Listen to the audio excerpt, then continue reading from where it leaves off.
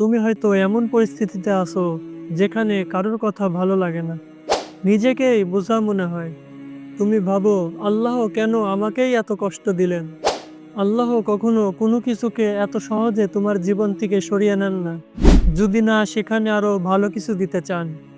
কিন্তু তোমাকে ধৈর্য ধরতে হবে, আর এই ধৈর্যের নামই হচ্ছে সবুর।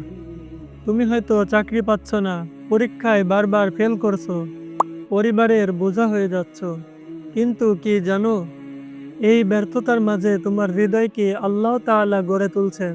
তোমাকে তিনি তৈরি করছেন এক বিশেষ নিয়ামতের জন্য। তোমার চোখের প্রতিটি অশ্রু, তোমার নিঃশ্বাসের প্রতিটি কান্না আল্লাহ শোনেন।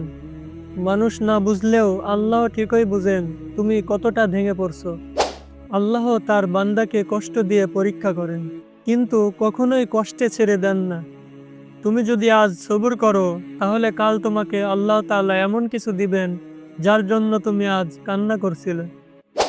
যে চোখ সবুরে ভিজে যায়, সেই চোখই একদিন জান্নাতের আলো দিয়ে সাজানো হবে।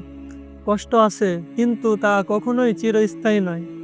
স্থায়ী শুধু একটাই জিনিস, আল্লাহর প্রতিদান। আপনারা অনেকেই আছেন যারা আমার ভিডিও দেখেন, কিন্তু এখনো চ্যানেলটি সাবস্ক্রাইব করেন না। আসলে দুনিয়াতে হাজার হাজার কন্টেন্ট থাকতেও আমরা ইসলামিক কন্টেন্ট তৈরি করি। যদি আপনাদের উৎসাহ না পাই, তাহলে আমাদের মন ভেঙে যায়। তো যারা এখনো চ্যানেলটি সাবস্ক্রাইব করেন নাই, অবশ্যই চ্যানেলটি সাবস্ক্রাইব করবেন, এবং ভিডিওটি ভালো লাগলে অবশ্যই লাইক কমেন্ট শেয়ার করবেন। তো আজ এই পর্যন্তই, দেখা হচ্ছে নতুন কোনো ভিডিওতে। ততদিন সুস্থ থাকুন, ভালো থাকুন। আসসালামু আলাইকুম।